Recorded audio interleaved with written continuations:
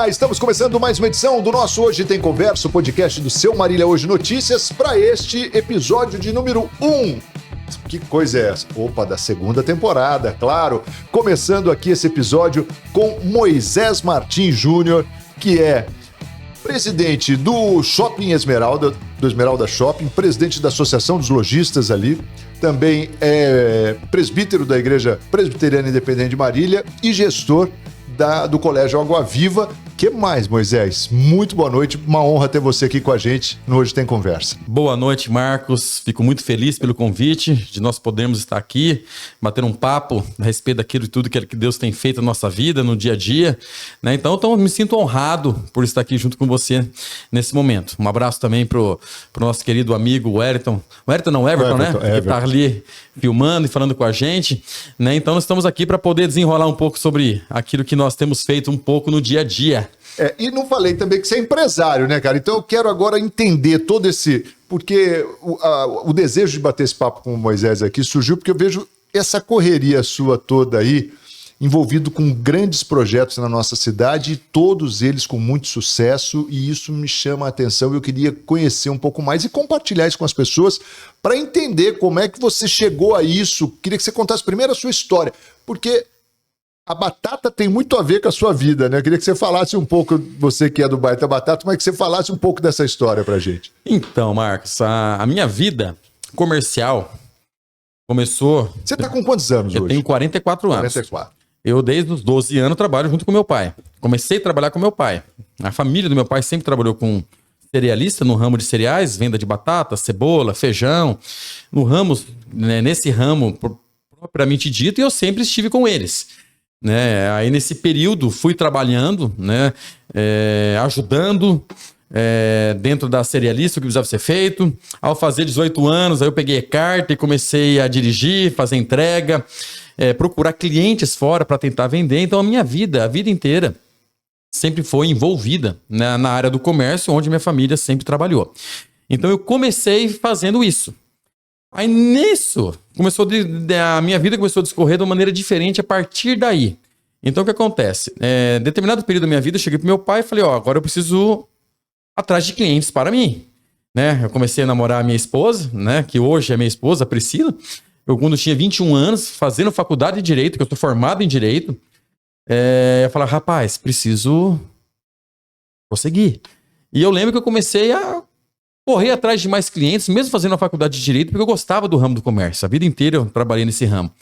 E é onde eu fui começar a vender batata, cebola, feijão, fui visitar mercado, fui visitar restaurantes. E eu comecei a desenvolver um trabalho de entregar essas mercadorias em restaurantes. Comecei a visitar vários restaurantes de Marília. E um dos restaurantes que eu vendi, na qual me marcou muito esse meu período, foi uma loja de batata recheada muito famosa, inclusive tem lá no Marília Shopping, que é a Rosto de Potato. E eu comecei a fornecer aquelas batatas graúdas, que a gente chama de batata florão. Né? Foi grande, né? Grande. E era na época que era uma febre em Marília. E eu era curioso para você lembra? Onde que o cara arruma uma batata desse tamanho? Eu falei, será que ele fabrica? Não, o que acontece? A hora que você vai nos grandes produtores de batata, nas regiões que produzem, né? Se não falar em Vargem Grande, que é em Minas Gerais, tem muito na região ali de Guarapuava, no Paraná. Então, onde tem essas produções de batata, toda batata ela vai numa esteira. Você lava aquela batata e vem numa esteira. Aí o que acontece? Existem na esteira as pessoas que selecionam as batatas. Porque para você pegar essa batata para recheada, ela tem que ser uma batata que a gente fala que é uma batata mais graúda. É uma batata que cada uma dela pesa em média uns 500 gramas, né? Então é essa batata que selecionava ela para poder colocar nos sacos e esses sacos serem entregues para esses restaurantes. E nessa época, grande parte dos produtores rurais já começaram a separar porque virou uma febre de batata recheada no Brasil. Então todo mundo comia batata recheada no Brasil. Então era normal, quando os caminhões iam buscar as batatas para vender para os mercados, lá vamos pôr uma carga com 400 sacos de batatas de 50 quilos, ter lá 20 sacos dessa batata mais graúda. Então eu comecei a selecionar, né, a buscar esse tipo de clientela, foi onde eu comecei a entregar essas batatas mais graúdas nos estabelecimentos que vendiam isso aqui em Marília. Então eu comecei isso no Marília Shopping, que era uma loja, até que isso foi muito interessante, foi muito marcante, porque 6 meses antes de eu casar, foi quando abriu um restaurante de batata recheada no Esmeralda Shopping. E eu fui começar a fornecer essa batata lá. Né? Você ainda não tinha ligação nenhuma? Não tinha ligação nenhuma com o shopping center, não tinha ligação nenhuma com o restaurante, eu era apenas um fornecedor de batata. Mas como batata parece que tá no sangue, né, por causa de família, você acaba gostando. O apelido dos primos é tudo batata. É tudo batateira, né? Tudo batata, tudo batata. Aí, nesse caso, né, eu comecei a fornecer para esse restaurante no Esmeralda Shopping, casei em 2006. Em 2007, no começo de 2007, se eu não me engano, no dia 12 de junho, foi quando eu oficializei a compra desse restaurante. O antigo proprietário estava fornecendo esse restaurante, ofereceu para mim, porque eu fornecia batata para eles. Foi quando eu conversei com meu sogro me ajudou, inclusive, a comprar o restaurante naquela época. Pro seu sogro, então, hein? O Gilson Vidal, figuraça, né? Gente boníssima. E ele que me ajudou sendo meu sócio naquela época. E foi quando eu entrei, em 2007, a trabalhar num restaurante de batata recheada. Então eu mesmo mandava batata para mim mesmo. Então foi muito interessante. Eu continuei vendendo batata ainda por um período para vários restaurantes, mas eu comecei a focar naquela época num restaurante de batata recheada. Aquilo já tinha mexido com você? Quando você começou, você já tinha um interesse? Falou, cara, gostei desse ramo aí. Não gostei desse ramo. E foi interessante, porque aí começou a minha jornada no shopping center. Aos poucos, Marco, eu fui desvinculando a venda de batata. Até que eu não lembro se foi um período depois de um ano e meio com o restaurante, eu parei de vender batata e fiquei apenas com o restaurante. É onde eu comecei a focar no Esmeralda Shopping para eu poder vender apenas batata recheada, ficando com um restaurante específico. Então a minha vida no shopping center começou dessa maneira. Eu não era proprietário de nenhuma loja em shopping, eu era apenas um inquilino de uma loja na qual eu estava comercializando essas batatas, até que as coisas foram acontecendo. Eu comecei a vender batata, eu comecei a participar mais da vida do shopping, né? Porque o Shopping Esmeralda ele tem uma virtude. É um local de fácil amizade. É um local onde lojista, proprietário, funcionário se encontram e tem um clima harmônico. Eu acho muito interessante nisso. Por exemplo, hoje no shopping nós estávamos lá em 2, 3 reunidos tomando um café e falando sobre o shopping center. Então você pega um funcionário de determinada loja que estava lá naquele momento, vai tomar um café com a gente conversa com o proprietário de uma loja, pega um lojista da outra. Todo mundo conectado. Todo mundo conectado. E lá virou um ponto de encontro. Então assim, você vê que as pessoas almoçam todo dia no shopping, já são amigos nossos, que após o almoço a gente se reúne para conversar, para poder falar de negócio e virou um verdadeiro network. Né? Então o Esmeralda Shopping ficou um local de network. Um local de fechar negócio. Perceba, as pessoas vão fazer reunião, vamos pro Esmeralda. A gente toma café e fecha negócio. É interessante. A gente fala que a reunião nossa é na praça de alimentação. Nem na praça, no canto do café. Você senta lá no café, você começa a conversar e começa a negociar. E isso se tornou uma constante no shopping durante muito tempo. E, na minha opinião, é o que fidelizou e fideliza a clientela que o Esmeralda Shopping tem até hoje. Porque ele é um shopping cativante nesse aspecto. A cidade me parece que tomou isso para ela, né? Tomou. Porque a gente fala, né? Eu bato muito nessa tecla. É uma extensão de casa. Que o Esmeralda Shopping é uma extensão da nossa casa. A gente percebe isso. Porque se você perceber, nós não temos muito pessoas diferentes andando no shopping. Nós temos o mesmo público frequentando o Esmeralda sempre. Isso é muito bom, porque é uma fidelização que poucos locais que eu conheço têm. Eu vejo assim, a liberdade dos adolescentes ali que vão tranquilamente, passam um dia ali e tal, vão se divertir. Isso. Aí começou a minha vida no shopping. Aí eu era lojista, eu conversava com várias pessoas. Aí me incentivavam, você compra uma loja. Eu falei, mas rapaz, você acha que eu tenho dinheiro para comprar uma loja aqui no shopping? Eu não tenho nem condição de comprar uma loja. E eu sonhava um dia ter uma loja, porque para você hoje administrar um shopping, você tem que ser proprietário. Para ser proprietário, você tem que comprar alguma unidade, né? Para você fazer parte do time de lojistas, de proprietários que realmente tem ali no shopping. Foi quando apareceu uma oportunidade de ouro para mim. Eu tinha não é a loja onde eu tenho a batata, olha que interessante. Uma da loja que tinha lá no prédio, um prédio que ficava bem em frente à praça de alimentação, era de um argentino na época. E o argentino, né, eu fui inquilino dele, porque foi quando eu abri uma loja de roupa junto com a minha irmã.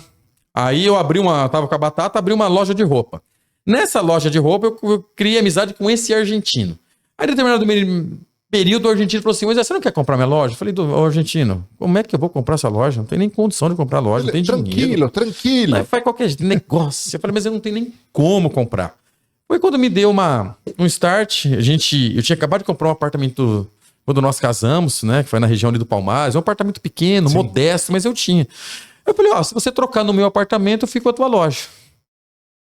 Ele falou, mas aí você tá de brincadeira comigo? Minha loja vale muito mais que o apartamento. Eu falei, eu sei, mas é o que eu tenho pra te oferecer. Aí ele falou assim, então vamos fazer o seguinte, me dá teu apartamento mais 50 mil. Eu falei, não tem como pagar 50 mil você.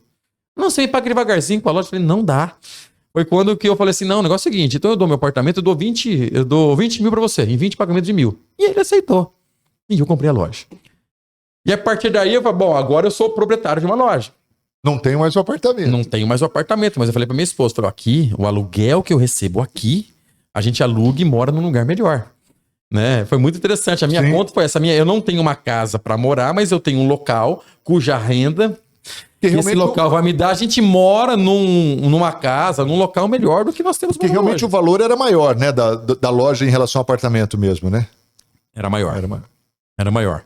E eu lembro que essa loja representava tipo 1,2% do shopping. Porque quando você compra uma loja num shopping, principalmente no Esmeralda, você não é só dono daquela loja.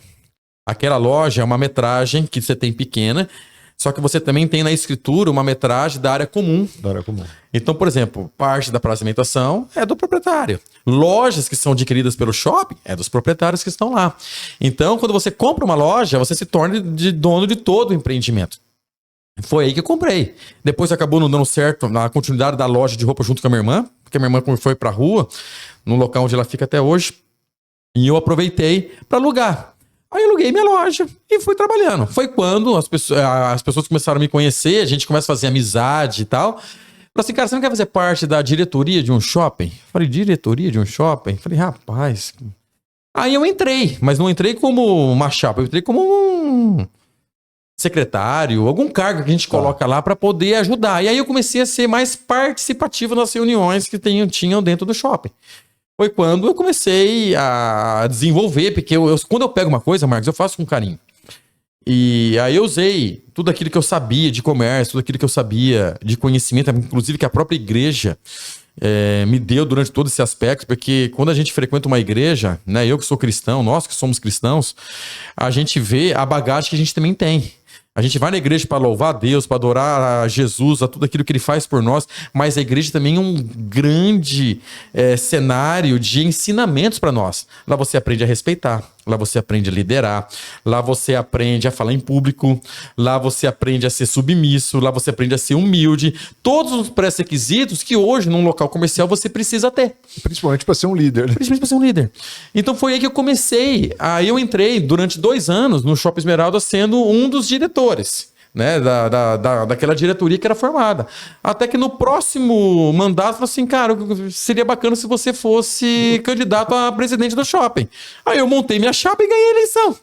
Isso já faz 8 anos. Eu tô indo pra 4ª eleição consecutiva na frente do shopping. São 2 anos ali? 2 anos. 2 anos. Eu tô indo já... Agora vai completar, acho que meu 8º ano. Né? Aí vai ter eleição no ano que vem. Então foi aí que eu comecei, aí eu entrei para dentro mesmo do shopping, né? Entrei de cabeça para poder estudar a vida de shopping, conhecer a vida de shopping. E foi onde eu fui crescendo dentro do Esmeralda Shopping, fazendo meu trabalho. Aí eu fui montando minha equipe, fui trazendo pessoas de confiança, pessoas sérias, competentes, que sabem fazer o serviço acontecer. E hoje, cara, modéstia à parte, o Esmeralda tem uma equipe fantástica. Nós temos um time que trabalha ali, cara, com um time enxuto, com poucas pessoas, mas que fazem toda a diferença. Né? Não só na área administrativa, como na área de marketing, na área comercial, na área em relação a cuidar das pessoas que estão lá, desde a equipe de limpeza, a segurança que tem lá. Então a gente começou a fazer um trabalho. Isso foi um desafio muito grande para mim. Porque você entra, a natureza jurídica de um shopping, ela é condomínio comercial. O condomínio é a figura de um síndico. No Esmeralda tem a característica do presidente, porque você é obrigado a montar uma chapa, né? Mas um síndico é muito pouco por tudo aquilo que você faz dentro de um shopping. Mas eu tive que aprender a fazer de um tudo. Rapaz, você é CEO, você é diretor, cara, você tem que ser psicólogo, você tem que ter um jogo de cintura para lidar com 90 lojistas, cada um pensando de uma maneira. Você tem que ser bom na área comercial, porque você não está cuidando de um condomínio residencial, você está cuidando de pessoas que precisam faturar. Ali você tem que mexer com dinheiro. Exatamente. Se o shopping tá com movimento, não tá. Aí você começa a ver. Rapaz, e deve ter muita cobrança, né? Absurda. Tem muita cobrança. Tem muita cobrança dentro de um shopping. Mas aí aí eu comecei a aprender a trabalhar dentro de um shopping. Né? Apesar das suas dificuldades, da sua escassez, muitas vezes em relação a recursos, porque nós somos um shopping pequeno, nós não somos um shopping de grande grupo que entra com muito recurso. Então a gente tenta fazer o nosso trabalho, o nosso dever bem de casa de uma maneira bem enxuta e com qualidade para acontecer. Isso que eu ia falar, mas é o que de repente deixa ele mais aconchegante, né? Com certeza. Com certeza. Muito mais quente. O Esmeralda, ele tem a seguinte característica no trabalho que desenvolve lá. Ele tem uma excelente localização, isso ninguém tem em lugar nenhum, o que nós temos. Exatamente. Só que ele tem, cara, é isso que você falou, ele tem algo de aconchegante que também nenhum outro local tem. Exatamente. Mas eu creio muito nessa coisa de não ter grandes âncoras. E mesmo porque nós não temos espaço. Isso eu sou muito cobrado. Moisés, vai atrás de loja âncora. Eu falei, será que a loja âncora, é uma pergunta, é o que nós precisamos num shopping hoje? Porque nós temos lojas menores, nós não temos, para você ter uma ideia, espaço para trazer uma loja âncora, nós não temos espaço. E será que a loja âncora é necessariamente o nosso público? Ponto de interrogação. Algumas âncoras pode ser que sim, mas todas as âncoras que a gente costuma ver na maioria do shopping center tem a ver com a realidade nossa. O nosso público, a nossa clientela, o pessoal que frequenta, é isso que ele está buscando? Ou não? O que ele busca? Foi aí que eu comecei a trabalhar no shopping, principalmente nos últimos anos, esse conceito de gourmetização do Esmeralda Shopping. Eu falei, o Esmeralda Shopping, ele não é um shopping, ele é um shopping gourmet. Ele é um shopping de experiência, ele é um shopping de detalhes, ele é um shopping que as pessoas vão lá para almoçar e depois querem tomar um café, ele é um shopping de compra, eu vou lá para comprar determinada coisa e vou. Então ele se tornou um shopping, ele não é um shopping grande de entretenimento, de passeio. E nós temos isso, nós temos o cinema, nós temos play, nós temos vários eventos que nós fazemos para transformar o Esmeralda Shopping num shopping que atrai nessa questão de entretenimento, mas ele não é na sua característica, na sua formação um shopping de entretenimento, ele é um shopping de compras. É um shopping que você vai, almoça, né, no período de almoço que você tem, você vai em determinada loja e vai embora. Ele não é um shopping que você fica lá 3, 4 horas passeando no shopping, até pelo tamanho dele. Então, é a característica e o perfil desse shopping. Então, tudo isso nós tivemos que construir e adaptar para descobrir qual que é realmente a nossa identidade e aquilo que nós estamos buscando para atrair esses clientes que gostam demais de Esmeralda. Você sabe que tem gente que é atraído ao Shopping Esmeralda por conta exatamente de tudo isso que você falou, por não ser muito grande, por ser mais compacto, por já resolver ali o que ele quer e pronto. E o shopping tem erros e acertos. Sim. Por exemplo, eu vou falar uma coisa que eu errei no shopping. Porque eu acerto bastante. Mas eu tento bastante. Ao tentar algumas coisas, você erra. Dá ruim. Uma coisa que deu muita conversa na cidade foi quando eu estabeleci o estacionamento pago no Esmeralda Shopping. Para mim, era uma coisa extremamente simples de resolver. Primeiro porque estacionamento pago dá mais segurança para as pessoas que estacionam os carros. O estacionamento pago, ele faz com que os nossos clientes que vão lá para gastar, por exemplo, eles tenham local para estacionar seu carro. O estacionamento pago evita que lojas ao entorno estacionem seus carros dentro do shopping, dificultando que os nossos clientes consigam estacionar o shopping. Então tudo isso era favorável. Até para uma apólice de seguro, o estacionamento pago abaixa o valor do seguro do shopping porque tem uma empresa cuidando. Quarto, vai ter funcionários que essa empresa vai estar colocando lá, fazendo com que o shopping economize no número de funcionários e, ao mesmo tempo, viabilize esse recurso numa outra área no Esmeralda Shopping. Quer dizer, analisando assim, é perfeito. Marcos, tudo pensado. Outra, nós estamos na Avenida Esmeralda. O nosso público que vai comer lá, ele não liga de pagar R$5 no estacionamento para proteger o carro dele. Então, assim, a conta, a matemática, a racionalidade foi tudo muito bem estrategiado. Colocamos estacionamento pago. Que conclusão eu cheguei? O cliente não quis pagar estacionamento pago. Falei, gente, não é normal isso. Todo shopping center do Brasil cobra estacionamento e não é pouco. Sim. Cobram muito caro. Muito caro. Mas aí eu fui descobrindo que o público de Marília é diferente. Na cabeça dele é o seguinte, esse shopping é da minha casa, é o quintal da minha casa. Se é o quintal da minha casa, por que eu tenho que pagar? Eu já vou comer aqui, já vou comprar uma roupa, acho injusto não pagar. E o Esmeralda tem uma vantagem que a sua região, a sua estrutura geográfica facilita você parar o entorno. Sim. Isso é muito bom. Ele é um shopping de fácil acesso. Você parou na Avenida Esmeralda, você entra para dentro. Tem 2 portas. Você vai parar nas laterais, você entra fácil. Você para lá embaixo, você entra fácil. Então nós temos aí uma quadra com vários locais de estacionamento fora que os clientes começaram a procurar estacionar o carro fora e não estacionar o carro dentro do estacionamento do shopping. Quer dizer, não deixaram de ir, mas não queriam pagar. Não queriam pagar. Então eu percebi, falei, cara, isso aqui aí eu comecei a ter muita reclamação, comecei a ter muita retaliação. Falou, ó, não coloca, vamos tirar. Falei, gente, retirar é um retrocesso, não vamos fazer, vamos continuar. Eu tô apostando naquilo que eu tô acreditando, tal. Fui até o final, até um ano. Depois de um ano, eu cheguei à conclusão, falei, gente, o estacionamento realmente virou um empecilho. Porque mesmo que as pessoas não estacionam dentro do shopping, mas põem ao redor, o que as pessoas falam assim, nossa, mas o shopping tá vazio, porque olha só, não tem ninguém no estacionamento. Começou a ter um marketing negativo em relação àquilo que nós estávamos construindo. Aí eu cheguei à conclusão, falei, gente, errei. Primeira coisa, nisso eu faço bem, Marcos, eu admito quando eu erro. Eu vou firme nas minhas posições, na minha posição, nas minhas convicções, aquilo que eu creio, eu vou muito pra cima. Eu sou uma pessoa com personalidade forte nisso, mas eu também sei voltar atrás quando eu sei que eu errei.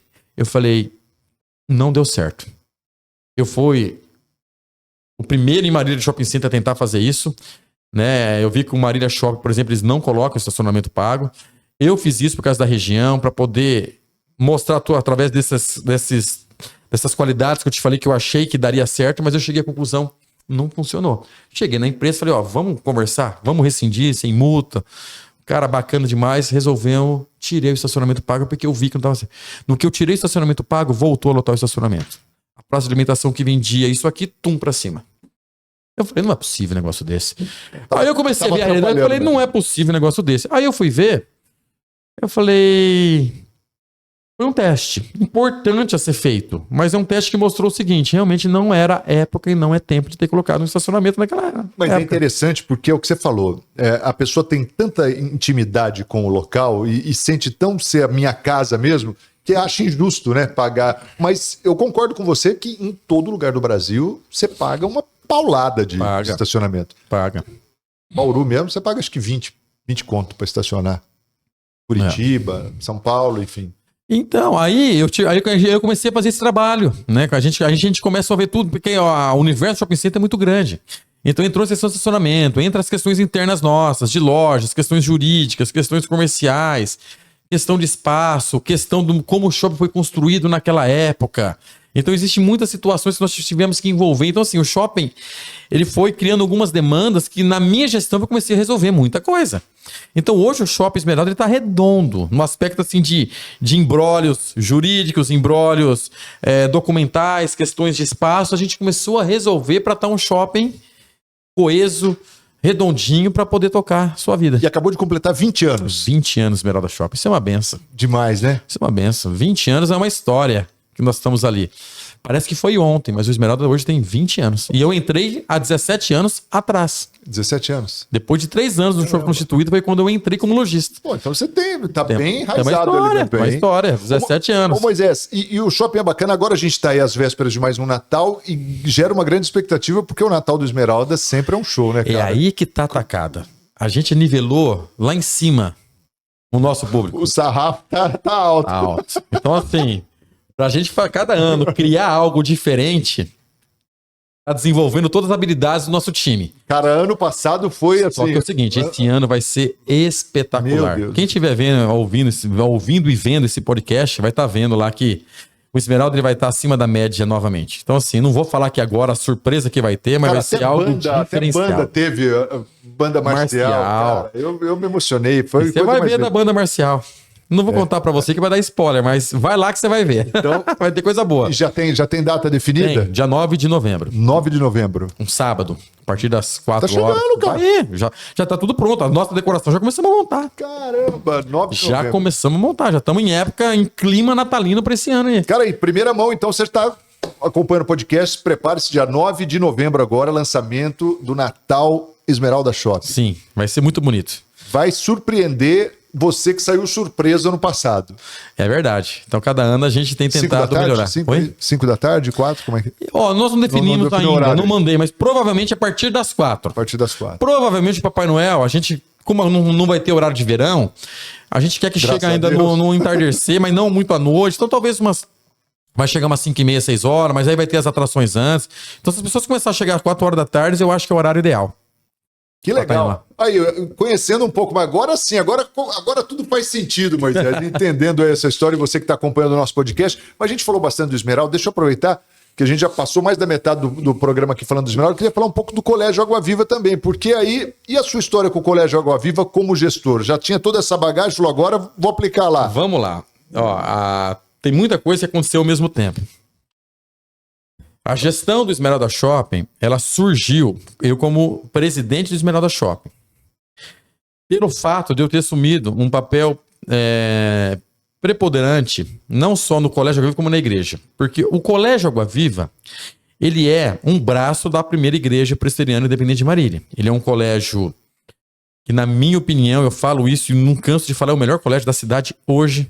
Primeiro por causa do seu aspecto cristão, confessional, dos princípios que nós temos ali, numa sociedade que hoje está tudo invertido, as coisas não estão bem, na maioria dos lugares que eu tenho visto. Então o Colégio Água Viva tem mantido um princípio que tem sido o seu carro-chefe para todos os pais que querem matricular seu filho.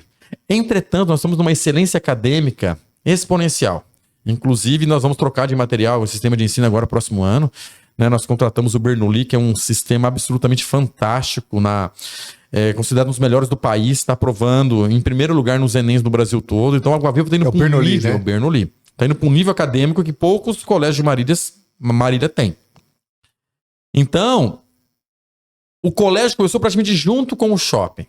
Né? Eu fui praticamente com o projeto, porque eu sou um membro da igreja, né? A vida inteira eu trabalhei de uma maneira voluntária para aquilo que Deus tem me chamado na igreja, né? Não só na igreja, na gestão da primeira igreja, mas como na gestão do próprio colégio, até que teve um período, né? Na época era o pastor Jean, em 2015, ele falou assim para mim: Moisés, você não quer vir trabalhar para a igreja?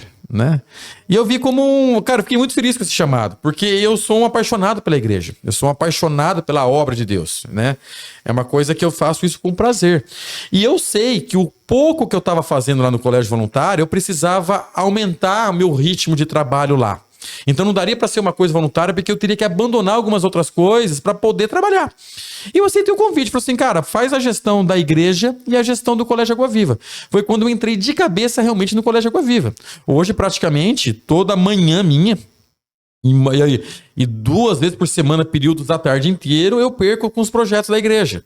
Principalmente o Colégio Água Viva e na primeira igreja presbiteriana independente, aqui de Marília. Então foi onde eu comecei a trabalhar no Colégio Água Viva. E eu comecei a gostar demais do colégio, porque apesar de eu não ser um educador de formação, gestão eu entendo. Eu só tive que adaptar a minha gestão dentro do trabalho no Colégio Água Viva. E até hoje eu estou aprendendo, né? Até hoje eu tenho aprendido muito com um pessoal que tem feito um trabalho lá. Mas eu consegui montar também, Marcos. É uma facilidade que eu tive nesse período. E não é uma facilidade, eu vou entender como uma graça divina de Deus, é montar equipe boa. Então nós temos uma equipe também muito boa no Colégio Água Viva. É o segredo, né? Que é o segredo, que junto comigo, junto com a mantenedora, a diretoria e a igreja, tem feito um trabalho impecável no nosso colégio. Então o colégio eu comecei a fazer essa parte de gestão. Lógico que tem o diretor pedagógico, e nessa esfera eu nem me meto, porque é uma área cada um no seu cada um, né? É uma área muito específica, é uma área que os professores estão num nível altíssimo, mas eu comecei a entrar em questão de valores. Falei, peraí, nós somos um colégio, não somos um colégio qualquer, nós somos o colégio.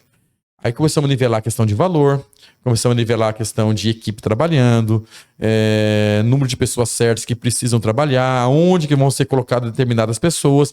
Aí nós começamos a estruturar todo o colégio de uma maneira profissional. E o colégio hoje tem exponenciado a cada ano. E a área é extraordinária. Não, né? 13 mil metros já de área, né? Contando mais não sei quantos mil metros de área construída. E outra, com planos para o futuro. Temos planos de terreno, nós temos planos com um projeto novo. Também. Pois é, tem uma fachada. O projeto novo que foi desenhado é maravilhoso, maravilhoso. Ô Moisés, ano passado você esteve aqui, acho que um dos primeiros podcasts que a gente fez, você participou inclusive com o pastor Juba aqui também, e a gente estava com uma dificuldade que você não tinha mais vagas. Você lembra disso? Não? Lembro. Como é que tá isso esse ano? Cada dia pior. O que eu estou fazendo? Nós estamos construindo salas para poder abrigar os alunos, os nossos estudantes, porque não estamos tendo. Existem muitas turmas que estão com expansão obrigatória. Muitas turmas com fila de espera, né? Salas com preenchimento máximo, né? No limite, para não perder aluno. Mas em muitos casos aqui nós não temos como realmente colocar aluno hoje no colégio. Então ele está na sua capacidade. A única maneira de dar para fazer o colégio crescer sem mexer na estrutura é abrindo turmas à tarde e à noite. Mas, por exemplo, no caso do Fundamental 2, vamos abrir turma à tarde, médio, abrir turma à tarde. Só que é um período que as pessoas não é bacana para estudar, né? Até o Fundamental 1, 5º, 6º ano, tranquilo. Os pais costumam colocar seus filhos no período da tarde, mas quando entra já na época de vestibular, de preparo, é onde todo mundo migra para o período da manhã. E para isso falta estrutura física. Apesar da nossa metragem, do nosso tamanho, nós não temos espaço realmente para estar abrigando sala de aula, a não ser que nós vamos construir mais. Tem algumas séries assim que são mais concorridas, assim, que acaba tendo... Tem. Hoje no Colégio Água Viva. 7º, 8º e 9º. Não tem mais onde pôr estudante. Então ele está num crescimento que está vindo da base. Tá. Nós vamos crescendo com essa base. Hoje, o meu primeiro ano, a procura é muito grande. Por quê? Porque o nosso Infantil 5, que vai pro primeiro ano, já é uma turma lotada. E como todos rematriculam, então eu já venho com uma turma fechada pro primeiro ano. E de repente vem gente da pré-escola querendo chegar. Exato. Porque o primeiro ano é onde vem da pré-escola. É onde acaba as escolas municipais. Sim. Porque é interessante, Marília, só pra você poder entender. As pessoas... tem uma aceitação maior com as escolas municipais, porque são escolas boas, né? Marília tem escolas boas, sim, municipais. Depois, começa a diminuir um pouco nas estaduais. Tem escolas estaduais, mas não é o mesmo ritmo das municipais. E as estaduais acabam, boa parte delas, no 5º ano, aonde tem uma procura maior no 6º ano. Né? Aí que começa a ter a procura. Então tem pais que falam o seguinte: ó, não vou colocar meu filho no infantil, até por uma questão financeira, então deixa no municipal que está resolvendo o meu problema. Mas no primeiro ano já vem forte. Agora eu preciso de uma escola, investir numa escola. Os pais que não conseguem investir no primeiro ano, aí não tem choro. No 6º ele tem que investir. Porque ele vê que senão o filho vai ficar muito defasado em relação ao ensino, em relação ao próprio Enem, vestibular e assim por diante. Então nós temos uma procura muito grande hoje, primeiro ano, 6º ano, né? E o infantil. O Infantil 2, Infantil 3, que não é obrigatório por lei o pai a colocar os filhos, mas é onde a turma, é onde os pais começam a procurar, é a porta de entrada do colégio. Então o filho com 2 anos, 2 anos e meio começa a procurar o colégio. Então o infantil é muito bacana, que é onde os pais têm bastante procura. Fora isso, aí eu tenho uma procura que ela é pontual nos outros segmentos. Então, por exemplo, o meu 8º ano está com 40 alunos, com 4 na fila de espera. Então assim, né? Então tem turmas, eu queria uma vaga no 9º ano. Não, no 9º ano eu tenho uma vaga, 2 vagas. Mas aí começa a ter pontual, né? É onde você vai preenchendo esse todo. Então por isso que eu falo, a Água Viva está de uma maneira, de um preenchimento... E nós estamos, eu acho que... Mas nós estamos em outubro. Ó, né? Nós estamos com 620 alunos matriculados. A minha meta é para ter pelo menos uns 720. Eu botei uma meta ousada de 800 alunos para o Colégio Água Viva, só que é uma meta que eu sei que estruturalmente não cabe. Cabe se abrisse mais salas no período da tarde. Mas se a gente chegar hoje a 720 alunos e que nós vamos chegar, Marcos, se eu não crescer o colégio no próximo ano, eu não tenho mais campanha de matrícula. A minha campanha é só rematrícula. Só rematrícula. Porque não tenho onde colocar. É só os nossos continuando. Só que como eu entendo que também é um projeto, o Água Viva é um projeto de Deus, é um projeto que Deus tem trabalhado para alcançar as famílias marilhenses, nós não podemos estagnar. Nós temos que avançar. E é isso que nós estamos fazendo. Por isso o projeto novo é para 1.200 alunos. Então, e isso aí, que pé que tá? Já começou. Já começou? Já desenvolvemos um projeto. Eu já vou começar a construir. Principalmente 6 salas de aula. Não vai dar tempo para ficar pronta para o começo do ano que vem. Que seria para janeiro, mas já começa a construção. Então eu estou fazendo já o trabalho para poder já ter mais 6 salas. Sim. 2026 já estamos prontos. Nós estamos prontos. Eu já vou fazer uma mudança interna no colégio para abrigar esses alunos.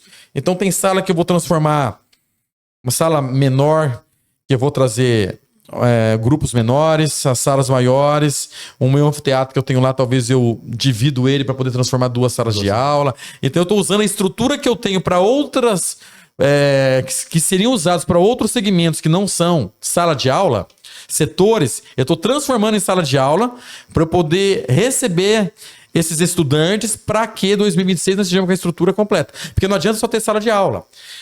Laboratório de informática, biblioteca ampla, sala de soninho que nós temos hoje para o integral.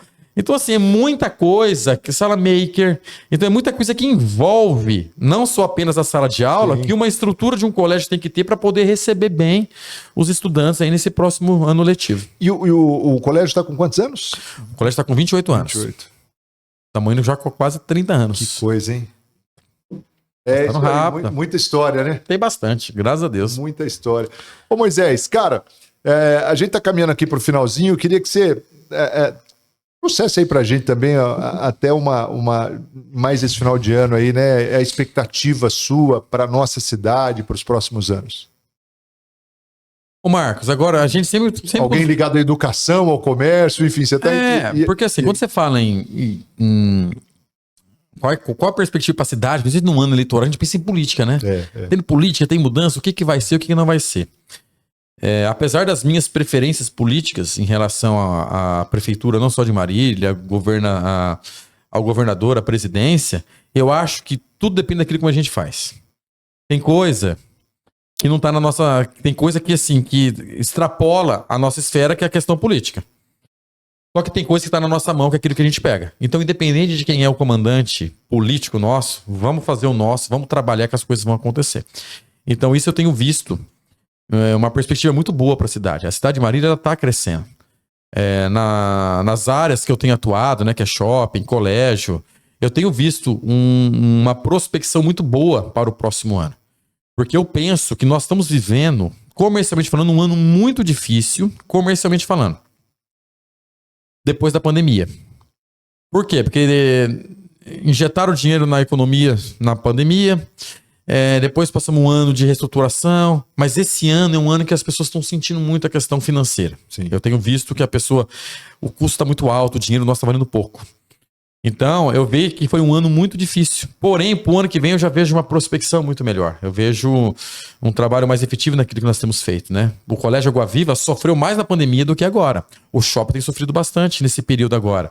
Então, eu estou vendo assim uma mudança, né, nos cenários, nos ramos de cada um, que cada um vai ter que sim dar uma reinventada para poder caminhar forte naquilo que nós temos oferecido aqui. O dinheiro eu sei que tem na cidade.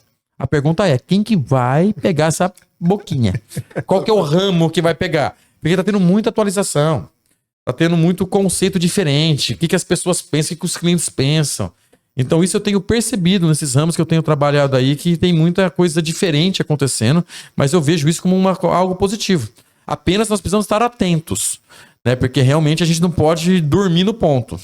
Nós não podemos ficar pensando que o ano que vem vai ser igual a 2 anos atrás. Não, você vai ter que fazer uma mudança porque o mundo está evoluindo demais. A inteligência artificial está aí, a internet está aí. Então a gente vê assim que nós temos que adaptar a nossa gestão, nós temos que adaptar o nosso comércio, adaptar toda a estrutura que a gente tem para poder desempenhar um bom trabalho e colher os frutos que a gente tanto sonha para o próximo ano. E é interessante que esses 2 segmentos seus são 2 segmentos que você precisa estar atualizado o tempo todo, né? Tem. Tanto na educação quanto no comércio, para atrair gente e tal. Você Exatamente. Não pode ficar... Bom, em todas as áreas. Mas eu vou dar um exemplo para você no colégio. Olha que interessante. O colégio, um dos motivos que nós mudamos o sistema é porque nós estamos indo na contramão do que o mundo tem feito. Que é colocar todo o material, todo o sistema de ensino no digital. Que é a modernidade. Só que para a educação, não. Para a educação, você tem que dar 2 passos para trás. Falei, opa, você tem que voltar no estilo de livro. Olha só, o ano que vem nós vamos proibir a entrada de celular dentro de um colégio. Olha que coisa. Para que a gente também volta a nossa cabeça para estudar. Para ter ordem. Para ter saúde mental.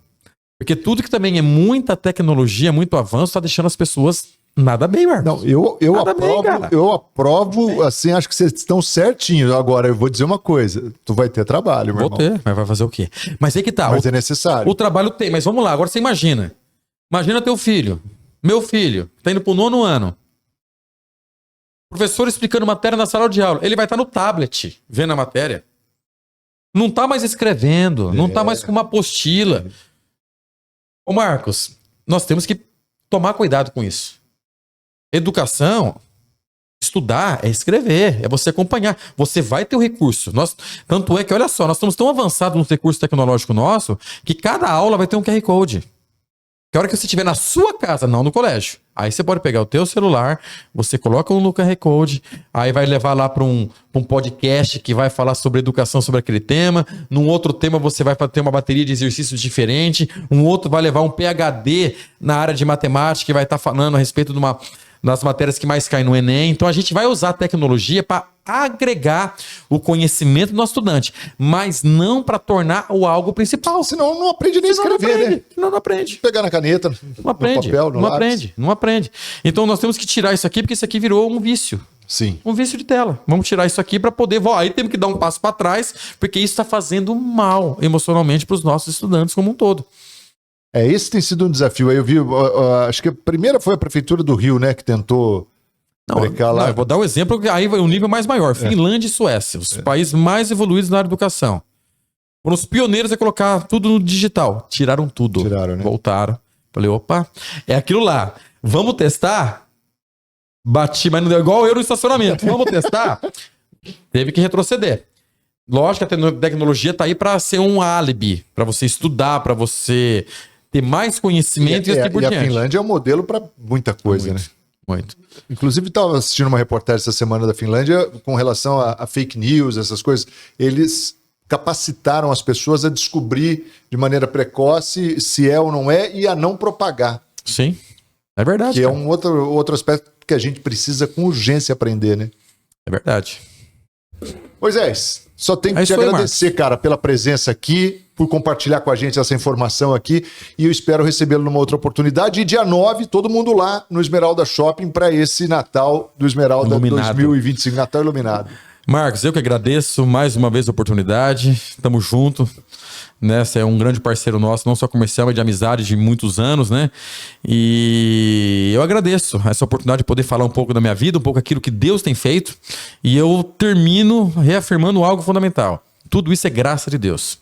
Não é competência do Moisés, não é nada disso.